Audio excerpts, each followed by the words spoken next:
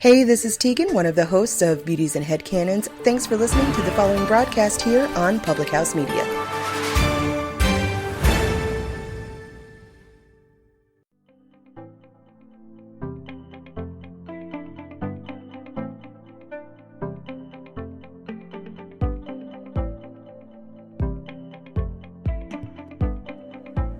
Hello everybody, it's No Filter Friday on Public House Media, and we are going to talk about, at the surface, Ronan Farrow, somehow Matt Lauer managed to get canceled again, for the second time. Slow clap for you, Matt Lauer. And the underlying narrative underneath of it, is that you, David Bobke? I certainly hope it is. I'm going to take a second and share the show, because it just popped up on my feed here.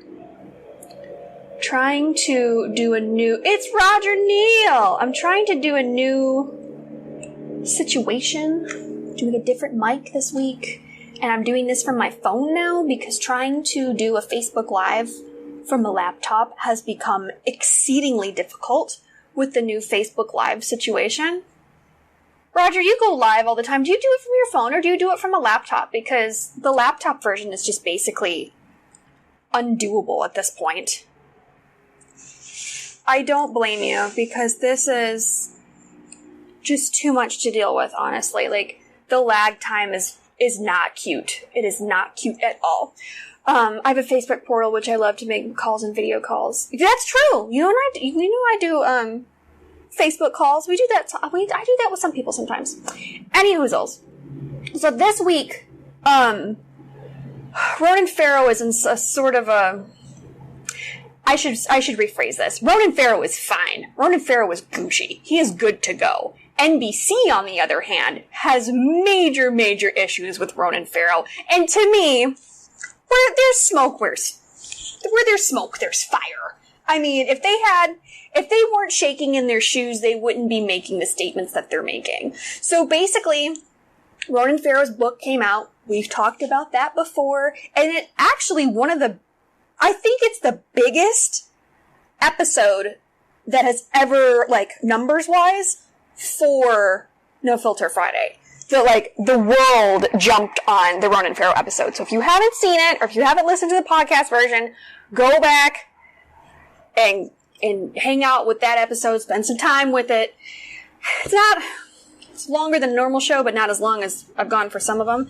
Sound and pineapples are good. That's right, these pineapples are good, David Bobke. Of course they're good. These pineapples are just as good as Ronan Farrow. They're Gucci. And I'm having LaCroix this evening. And possibly the highest top knot in the West. I feel like I look like something out of Whoville. I don't know how this happened to me. Corona time hair it's like a different thing. So, Ronan Farrow's book comes out. He's golden. And he's getting tons of accolades for it, and everybody on that side of the Me Too movement is like, ooh, praise Jesus, thank God for Ronan Farrow. He's getting things done. And he is. It's 100% true.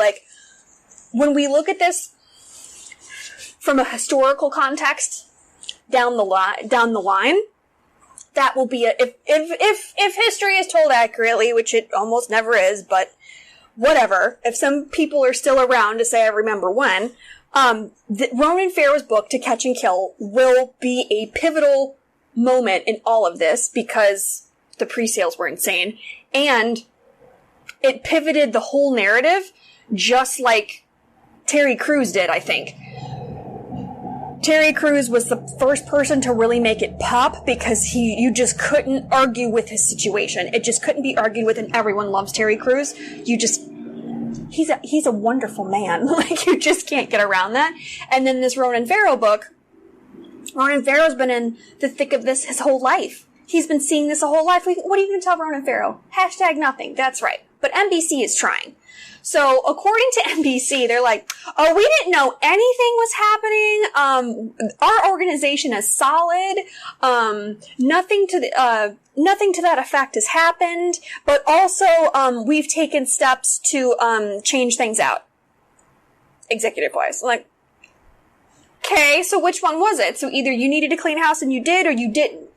Which one? So the big Lockhorn on this is that according to Ronan Farrow and the rest of us in the industry that have half of a brain and have been seeing what's been going on for the past several decades, is that Harvey Weinstein had a deal with NBC. So NBC didn't report on Harvey Weinstein because he had known that Matt Lauer was up to the same zhuzh. So in true good old blackmail Hollywood fashion, like, if you tell on me, I'll tell on you. I'll take my toys and go home. And it would have become a tattle fest. Now, we're going to finish out the Ronan Farrow part, and then we're going to come back to that specific point. So, according to NBC, they never had a deal with Harvey Weinstein. They don't know nothing about it. They've never heard of it. It's just completely out of their scope of work. So, okay. If that's true, then how has Matt Lauer gotten canceled now twice? Like, he's managed to get in trouble twice. This past week, his name has come up in the news, mostly because his show is doing just fine without him, and they have replaced him successfully, and as it turns out, we can live without Matt Lauer. Oh my God, can you believe it? Can you believe you were living in 2020 during the time of Corona without Matt Lauer? It's like crazy, you know? Like, that we're living without him. Shocking. Where's my hoop skirt and my fainting couch when I need it? In my opinion, everyone's replaceable. We can just get somebody else that's not a moron or needs a button on their desk to, lock the door behind whoever comes in. Because that's not a creepy maintenance request or anything. Weirdo. So, NBC denies all of this, but in a statement they also said, oh, well, we've taken steps to manage our HR policies. Okay. And of course, Ronan Farrow's big struggle with NBC before this came out just this week was that they denied his reporting on Harvey Weinstein, on the hashtag #MeToo movement in general, and the rampant amount of sex crime that we have going on between film, television, Hollywood, this whole ball of gross, disgusting, wretched sex pool wax. With that being said, he took his happy behind down the road, and he went over to the New Yorker, and then the New Yorker became what it was and blew the story open to the public. Again, it was an open secret. All of us in Hollywood know. And New York as well. Blew that wide open at the New Yorker. So it didn't meet NBC broadcast standards, according to them. But it did just fine for the New Yorker. Interesting how that works. And on top of it, his book is jamming. Absolutely like, it's gonna be I don't want to put this kind of energy on Ronan Farrow, but it's gonna be like the calling card of his life, basically. So,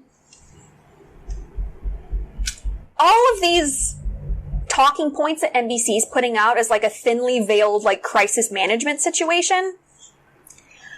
And I don't know why on earth they expect us to believe this, other than the mainstream media in general seems to think that we're going to believe a lot of crap these days, and that we live and breathe on for their every word, and we just hang on it waiting for them to tell us what to do. And that is certainly true for a certain faction of the population, but a lot of people are seeing the forest through the trees these days, and that's a good thing.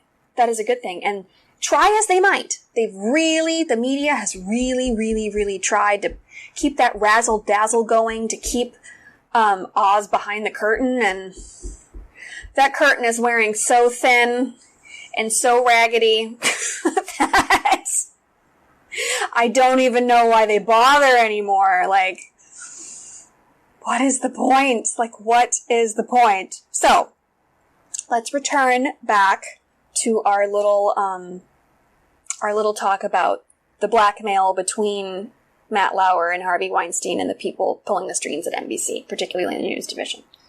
So, again, it gets glossed over in the media, and that's why I do this show, so we can get to the real nitty-gritty fine details that seem to be swept to the side in most mainstream media reports. With that being said, I said that to say this. that blackmail does not just exist between Harvey Weinstein and Matt Lauer. They knew about each other because they've been doing these things together as a little sword-crossing group for God knows how long. Matt Lauer is not a spring chicken, and neither is Harvey Weinstein. They've been up to this stuff for a long, long time.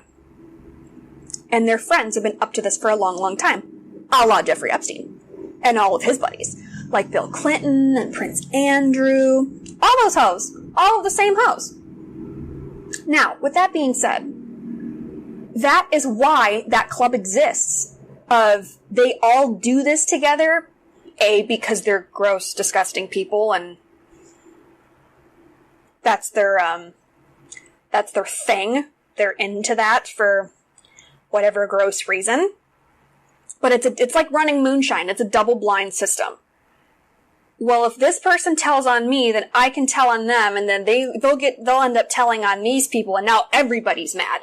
Mutually assured destruction is a real thing. Every country across the globe basically participates in it.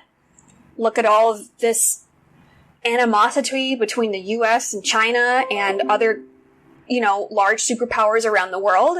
Oh, you don't want to buy my stuff? Okay, well, I own all your debt. And I own all your utilities. What now?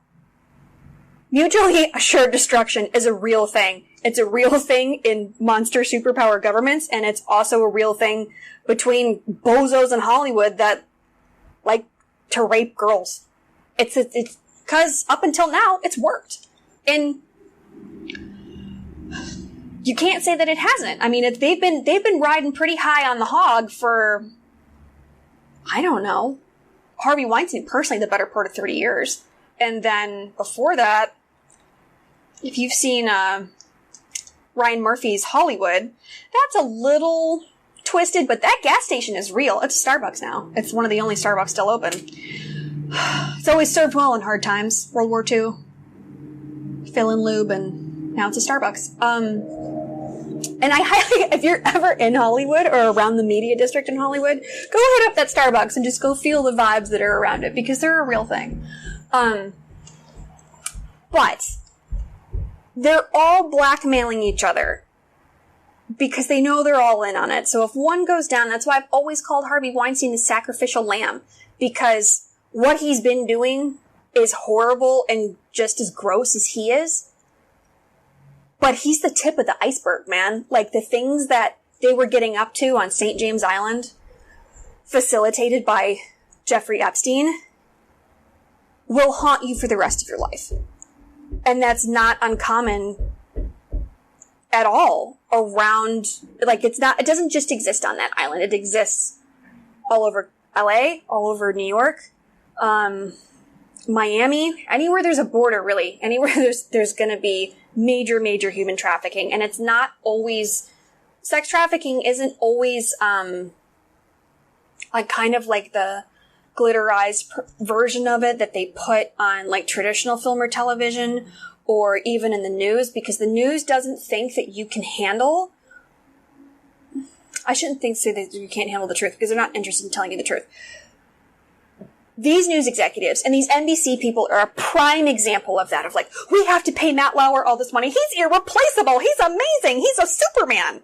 Don't nobody care about Matt Lauer. Like, stop it. Like, no, literally no one cares. No one cares. And if you do care about the suit that's regurgitating the news from a teleprompter, whew, you've got a lot to learn, my dear. These are not trustworthy people. They never have and they never will be.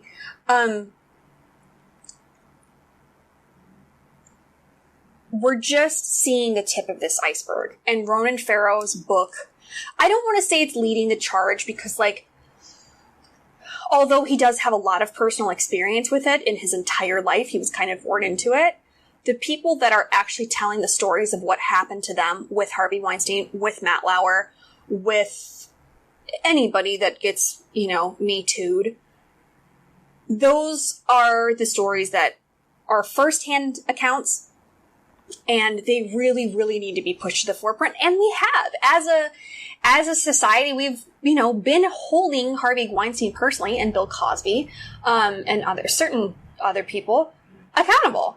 Because, They've been through the judicial system, and they either got sentenced, or they're going to jail, they're in jail currently, whatever. So we're getting things going. It's, we're definitely in the thick of it, and I think we've rounded, the third corner in a way that, like, the society can never come back from this. Like, it will always be something that we think about now in terms of hiring people, in terms of legally, like, like, your legal responsibility if you are in a position that hires people, or you're with some sort of organization, whether it be like the Weinstein Company or NBC News, where you're like, oh, wait, hang on a second. We have to make sure that nobody's doing anything stupid because it's going to blow back up on us as a whole. And that's a big job. It's a really big job to be in charge of all that sheer volume of people and hope that you don't have a moron running around like a bull in a china shop, like wrecking your whole situation.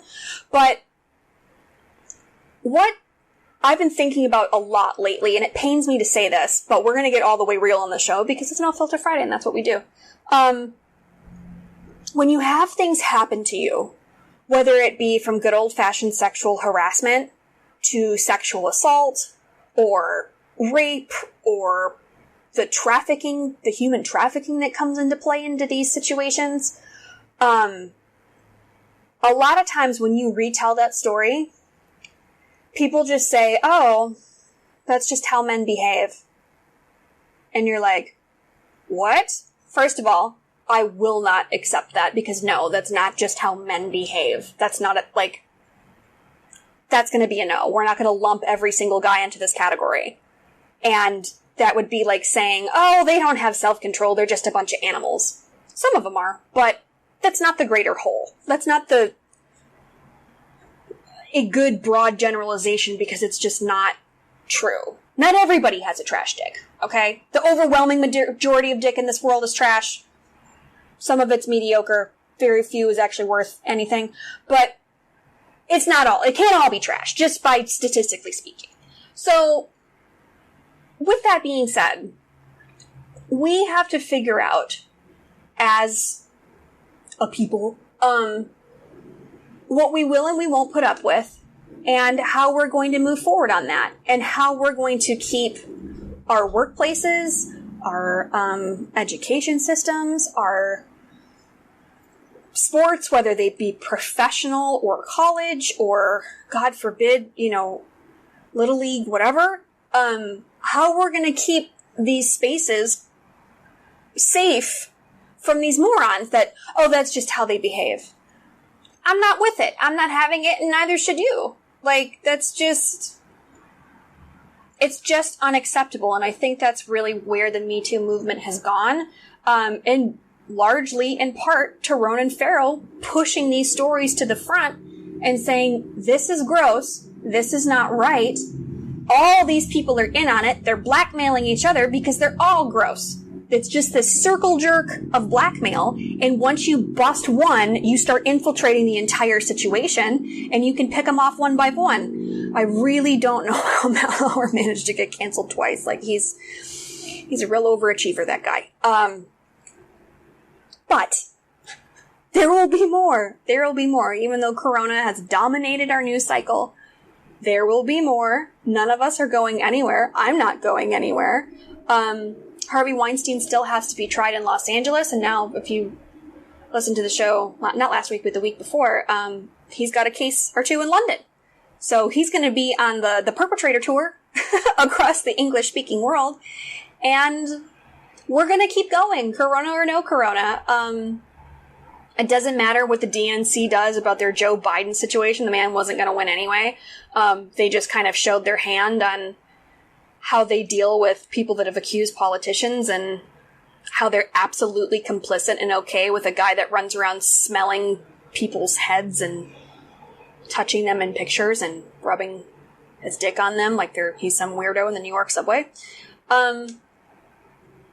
They've just showed their hand. C'est la vie. Great, moving on. Like, there'll be more. He's not the first, it won't be the last. It is what it is, but no, there's plenty of people that don't behave like that. And those are the ones, just like we're pushing the stories forward of the people who have real firsthand accounts and actually have been physically wronged by these gross people, like the Matt Rowers and the Harvey Weinsteins of the world, push them forward. We have to push people who can manage to do their job without doing anything gross, because it can be done. You can go to work every day, you can do your job, you can participate in a sport situation, you can participate in education, you can participate in all sorts of things across the world without managing to sexually assault or harass anyone. I know it's going to be hard for some people, but you can do it. I believe in you. Anyway, with that being said, we'll see what other kind of crazy comes up next week. It could be a lot, but let's keep an eye on this whole Ronan Farrow situation and collectively give him some gratitude for the absolute nightmare that he's fielding on one hand and just absolutely rocking with his To Catch and Kill book with the other. He's juggling. He's like a single mom. He washes and dries. So I will see you all next week for another No Filter Friday. Bye bye bye bye bye. Bye bye.